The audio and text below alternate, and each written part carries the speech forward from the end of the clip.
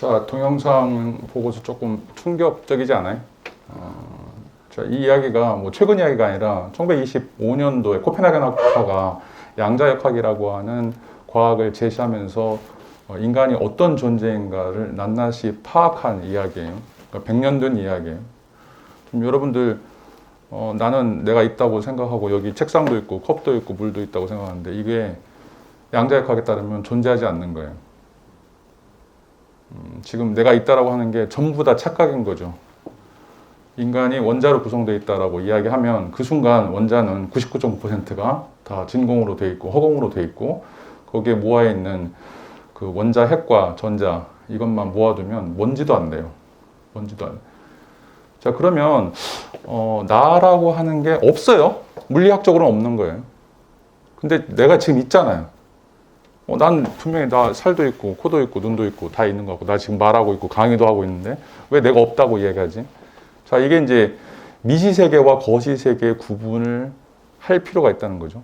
근데 이제 우리가 살고 있는 이 세계를 우리가 거시세계라고 이야기할 수 있는데 이 거시세계는 실제로 물리적인 측면에서 보면 존재하지 않는 세계인데 우리가 있다라고 믿는 세계죠. 믿는 세계예요. 실제 있는 세계는 이제 미시세계예요.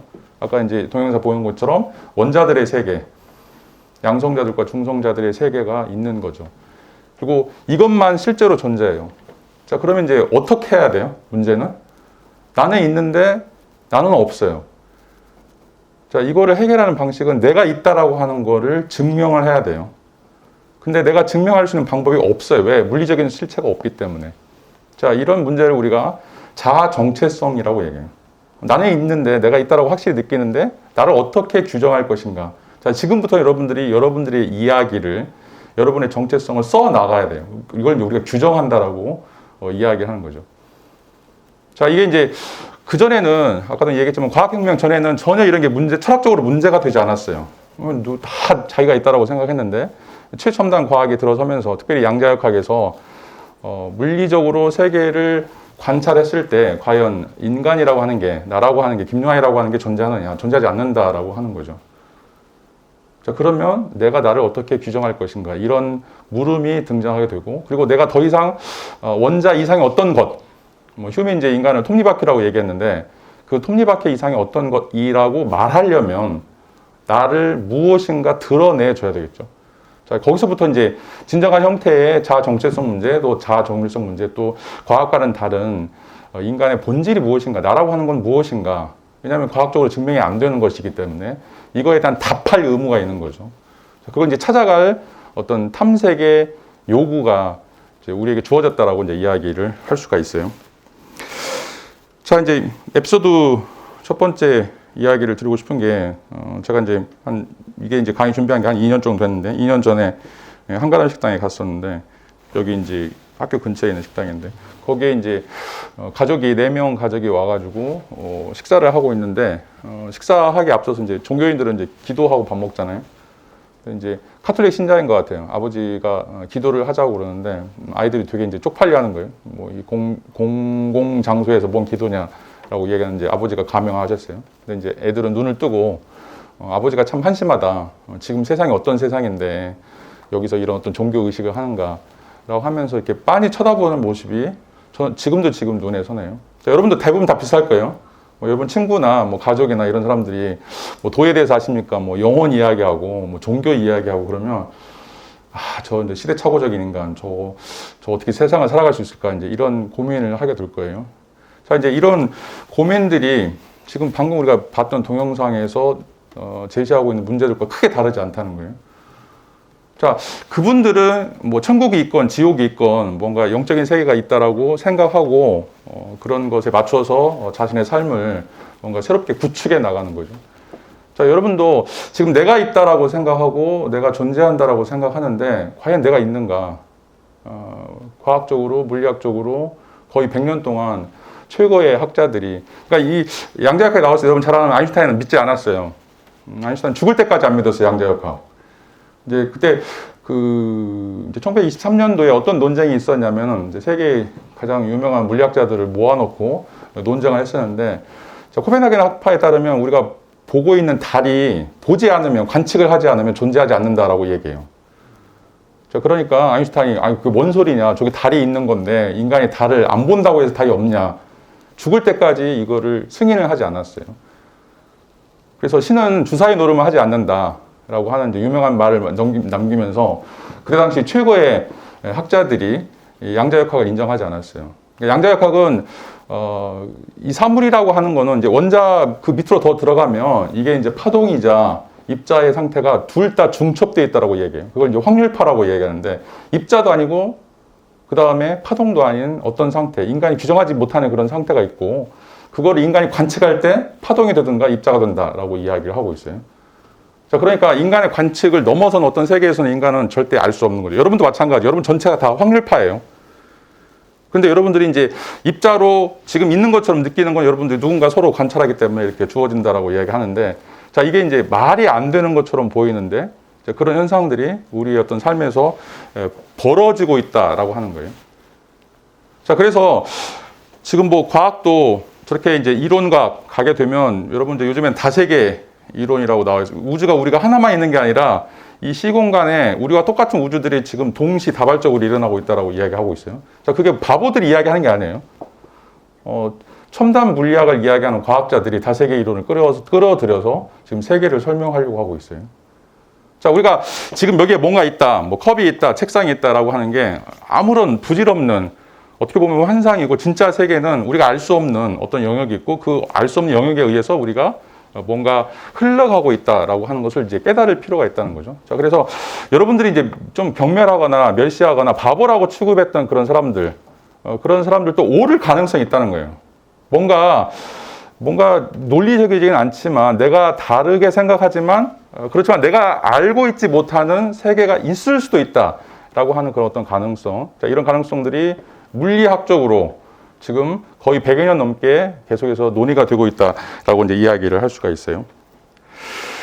자, 그 다음에 이제 두 번째 문제 제기와 관련해서 이제 합법성과 도덕성에 대한 문제예요. 자, 도덕이란 무엇인가? 또는 이제 윤리란 무엇인가? 이런 문제인데, 자, 여러분들 이제 그 서양 철학에서는 2500년 동안 윤리학을 세 가지로 나눠서 이제 이야기하는데, 자, 첫 번째는 우리가 잘 아는 것처럼 남에 대한 배려예요.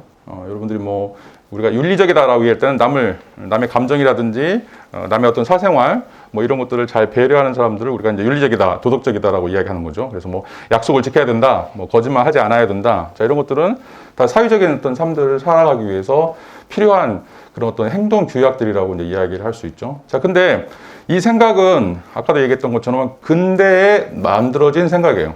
고대에는 윤리라고 할 때 남을 배려한다 이런 생각 아무것도 없었어요. 자, 고대에서 윤리, 도덕이라고 하는 건 첫 번째, 자기 정체성이에요. 나를 어떻게 만들어 갈 것인가? 나는 누구인가? 자, 이런 문제가 가장 중요한 윤리적인 문제였고, 자, 두 번째로는 우리가 소크라테스 배우면서 이야기할 텐데 자기 자신에 대한 배려예요. 나 자신을 어떻게 배려할 것인가?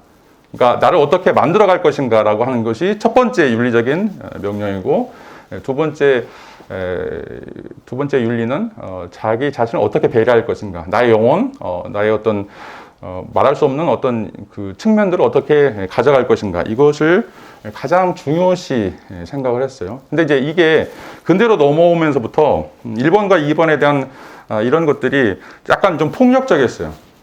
왜냐하면 이제 여러분들 그 지렁이 죽는 거에 대해서 아무런 느낌을 못 갖죠. 고대나 중세 때 사람들이 죽는 거, 그러니까 사람을 배려해야 된다. 그러니까 그 배려하는 이유가 그 사람도 감정이 있고 그 사람도 뭔가 소중한 게 있기 때문에 그 사람들 배려해야 된다고 생각하지만 그런 생각 자체가 없었어요. 그러니까 지렁이 죽는 것처럼. 여러분 닭 잡아봤어요? 닭 목 비틀어가지고 죽여봤어요?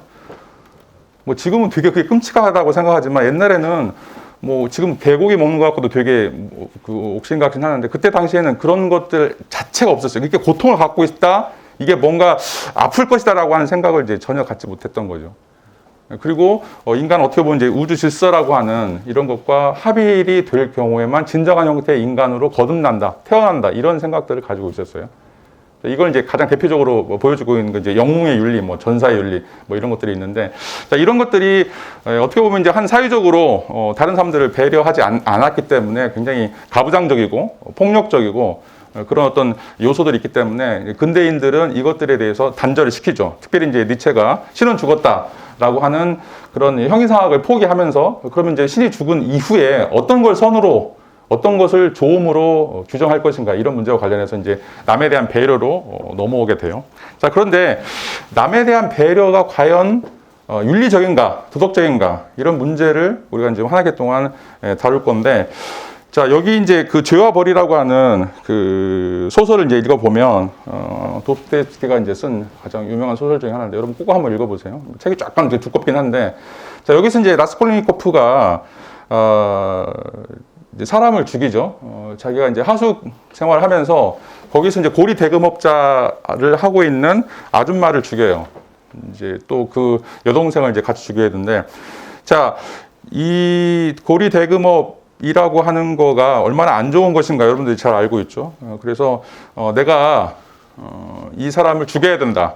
이 사람은 사회적으로 제거돼야 될 사람이다. 사회적인 악이다, 뿌리다라고 이제 이야기를 하면서 그 사람을 도끼로 내려 찍어 죽여요.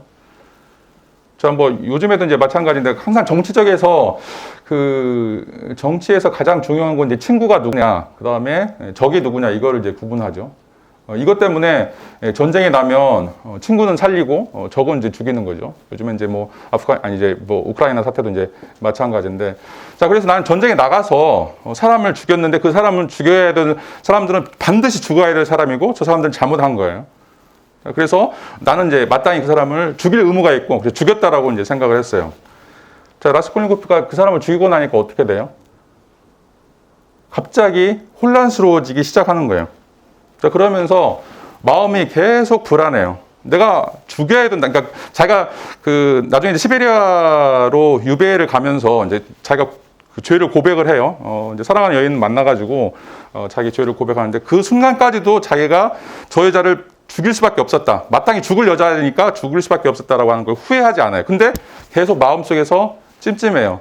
사람을 죽인 거에 대해서 뭔가 말할 수 없지만 계속 내가 왜 그랬을까? 왜 그렇게 할 수밖에 없었을까라고 하는 고민들이 생기는 거죠. 자, 이거를 이제 칸트는 도덕적인 상황이라고 얘기해요. 도덕적인 상황.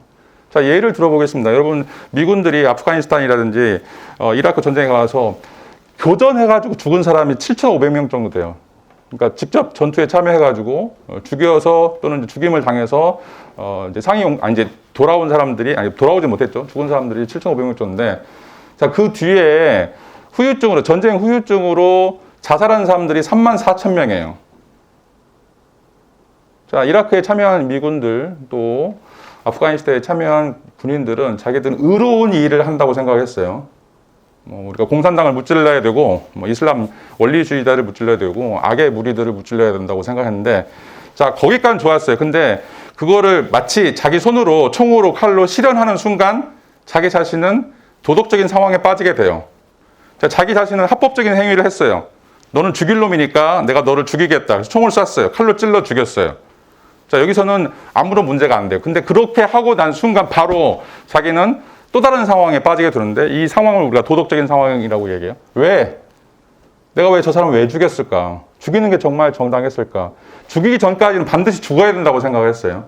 그리고 죽이는 것이 선이고, 자, 그것이 뭔가 이제 뭐 하나님 나라라든지 아니면 이제 뭐 천국에 가는 길이라고 생각을 했겠죠. 자, 근데 그걸 막상 하는 순간 자기 자신은 도저히 견딜 수 없는 거예요. 자, 도저히 견딜 수 없는 거예요.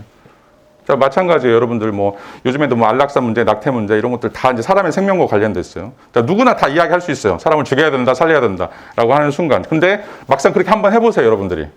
누군가를 죽여보세요. 실수라도 견딜 수 있는지. 전혀 견딜 수가 없어요. 자, 그것이 바로 도덕적인 상황이라고 이야기할 수가 있어요. 자, 그래서 이 도덕적인 선이라고 이야기하는 건 내가 과연 이거를 잘했는지 못했는지 끊임없이 물음을 던지는 거죠. 그 행위를 하기 전까지는 아, 내가 잘했어 라고 이야기하지만 그 행위 이후에는 내가 정말 잘했나, 내가 그것밖에 할 수 없었나 라고 하는 그런 끊임없는 물음들이, 이것이 바로 도덕적 선을 지향하는 도덕적인 상황이라고 해요. 이거는 알 수가 없어요, 여러분들이. 자, 그 다음에 이제 요시다 슈이치가 쓴 책, 이제 악인이라고 하는 책이 있는데 이 책도 이제 굉장히 유명한 책이에요. 여러분도 한번 꼭 읽어보고 영화로도 이제 나왔는데 한 10년 전에 나왔어요. 자, 이제 이 스토리를 보면 그 일본의 이제 미세 고개라고 하는 곳에서 살인 사건이 일어나요. 살인 사건이 일어나는데 거기에 이제 여자 시체가 하나 발견이 되죠. 이름이 이제 요시노라고 하는 굉장히 이쁘장한 여학생인데, 여학생은 아니에요. 예, 여자인데, 자, 그날 밤에 이제 남자친구인 마소를 만난다라고 하는 이야기를 자기 친구들에게 남기고 이제 사라지면서 이 사건이 이제 발생하는데, 자, 요시오는 채팅 앱에서 만나는 사람들과 하룻밤을 즐기는 그런 여성이었어요. 자, 그래서 여기에 나오는 대부분의 주인공이 다 채팅 앱을 통해서 만났던 사람들이에요. 자, 그런데 나중에 이제 사건을 알고 보니까, 자, 요시노가 마소를 만나서 데이트를 하는 줄 알았는데, 실제로 이제 마소는 되게 돈이 많은 애였어요. 뭐 스포츠카도 몰고 다니고, 집이 이제 여관을 하기 때문에 되게 부유한 애인데 성격이 더러운 놈이야. 자, 그래가지고 이 요시노에게 굉장히 인격적인 모욕을 주죠. 그리고 그날 밤 같은 차를 탔는데 마소가 이제 요시오를 쫓아내요. 그래서 뭐 발로 차고 욕하고 뭐 이렇게 막 굉장히 안 좋은 이야기를 하죠. 그래서 이제 이 미세 고개는 거의 사람들이 통행하지 않는 그런 장소인데 거기에 이제 홀로 남겨지게 되죠. 자, 근데 이제 이 마소를 만나고 싶었던 이제 요시노를 만나고 싶었던 또 다른 사람이 있었는데 이 사람도 이제 채팅앱에서 만난 애예요. 이제 주인공인 이제 유이치라고 하는 사람이 등장하는데 따라간 거예요. 원래는 이제 요시노가 유이치를 만나기로 했는데 갑자기 이제 그 주차장에 마소가 나타나면서 이 유이치를 안 따라가고 마소를 따라가죠. 그래서 이제 몰래 그 이 미스 고개까지 이제 올라가서 이제 그 쫓겨나는 장면을 보게 돼요. 그래서 이제 자기가 집에 데려다 주겠다라고 이야기하는데 내가 니까지 거하고 뭘 같이 할 게 있냐라고 이제 또 인격적인 모욕을 하죠. 그러면서 내가 너를 신고하겠다. 뭐 강간범으로 신고하겠다라고 이제 이야기를 하죠. 유이치는 또 가정 환경이 이제 뭐 굉장히 좀 안 좋은 가정 환경에서 태어나가지고 이제 그 말을 들었을 때 요시노의 목을 졸라 죽여요. 이제 이게 사건이에요.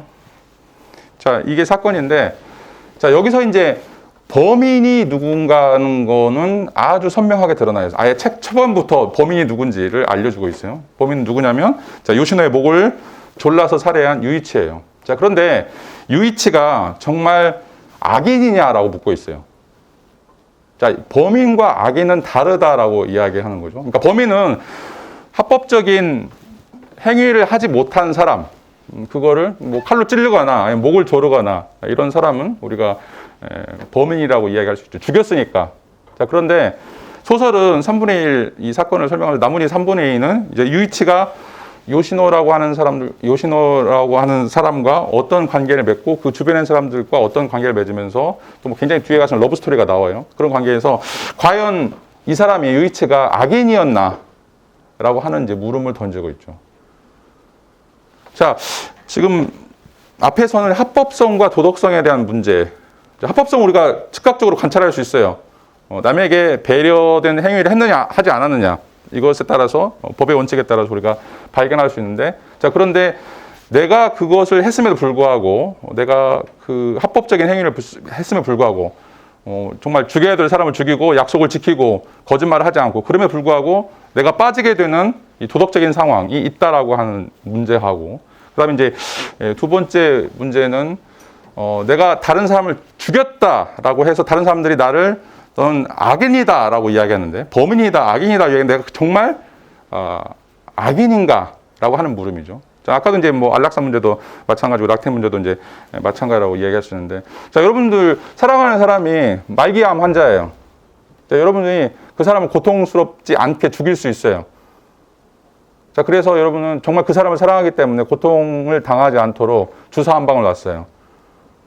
자, 겉으로 보기에는 여러분 범인이죠. 근데 아무도 여러분들을 악인이라고 말하지 못해요. 자, 여러분이 결혼해가지고 아이를 낳았는데 아이가 장애아예요. 자, 이 아이를 키우기 위해서는 어마어마하게 돈도 많이 들어가고 여러분들 뭐 직장도 포기해야 되고, 그래서 순간순간 여러분들 머릿속으로 이 새끼 죽어버렸으면 생각하겠죠. 자, 그 아이를 죽여도 다른 사람들 여러분들에게 뭐라고 말 못할 거예요. 자, 죽였으니까 범인이겠죠. 자, 그런데 아무도 여러분들 악인이라고 하지 않을 거예요. 왜 그러냐 이거죠. 사람을 죽였는데, 아니면 사람을 살렸는데. 자, 우리가 한 학기 동안 이제 다뤄야 될 그런 문제들이 이 한 3가지 정도 예를 통해서 지금 물음을 이제 던지고 있어요. 철학은 답이 중요한 게 아니라 이제 물음을 만들어 가는 거예요. 자, 그 물음 중에 하나가 이번 학기 우리가 여러분들이 해야 될 그 물음에 대한 답변 중에 하나가 나는 무엇인가? 나의 정체성이라고 하는 것은 무엇인가? 자, 이런 것들을 어떻게 답할지. 그리고 이제 2500년 전에 플라톤부터 시작해서 기라성 같은 이제 철학자들은 어떻게 답했는지. 자, 이게 굉장히 중요해요. 왜냐하면 지금은 여러분들이 있다라고 하는 거, 여러분들이 존재한다라고 하는 것을 아무도 과학적으로 인정하지 않아요. 여러분들은 단순하게 하나의 부품에 불과하고 기계의 조립품에 불과하다고 생각을 해요. 자, 이게 이제 가장 대표적인 게 뭐 사회생물학이라든지 진화생물학, 진화심리학 여기서 여러분들을 규정하는 것들이 여러분들이 가지고 있는 DNA에 의해서 뭐 여러분들이 가지고 있는 어떤 그 물리적인 원인에 따라서 뭐 시신경이 어떻게 되느냐 이런 거에 따라서 여러분들을 평가하는 그런 세계에 살고 있어요. 자, 그런데 우리는 그게 아니다. 나는 그게 아니다. 나는 단순하게 원자로 환원되거나 아니면 나의 시신경 세포로 환원되거나 아니면 나의 DNA로 환원되지 않는 어떤 것이 있다라고 여러분들은 이야기를 해야 돼요. 자, 그러면 어떤 방식으로 이야기해야 될지, 자, 이것들을 고민할 필요가 있다는 거죠. 자, 이제 그 고민의 첫 단추가 바로 나란 무엇인가, 나를 어떻게 규정할 것인가 라고 하는 문제이고, 자, 여기서처럼 이제 그 합법적인, 그러니까 표면적으로 보는 그런 어떤 세계와 그 표면적인 세계에서 뭔가 타고 내려가서 더 깊은 어떤 철학적인 또는 우리가 이야기할 수 있는 그런 도덕적인 어떤 세계에 우리가 어떻게 들어갈 수 있을 것인가 라고 하는 것을 좀 고민하게 될 거예요. 자, 이게 이제 뭐 한 학기 동안 해야 될 주제들이고, 뭐 이것과 관련해서 이제 여러분들이 몇 가지 뭐 책들이라든지 아니면 이제 자료들을 좀 읽어가면서 여러분들의 생각들을 좀 정리하게 될 거예요. 자, 오늘 이제 첫 시간이라 여러분들에게 이제 간단하게 어떤 공부를 할지, 어떤 주제를 가지고 이제 논의를 할지 말씀을 드렸고, 다음 시간부터 좀 이 주제와 관련해서 이제 철학이라고 하는 게 무엇이고 어떤 방식으로 이제 고대 철학이 이어져 가는지를 좀 설명해 드릴 거예요. 자, 오늘 수업은 여기서 마치도록 하겠습니다. 감사합니다.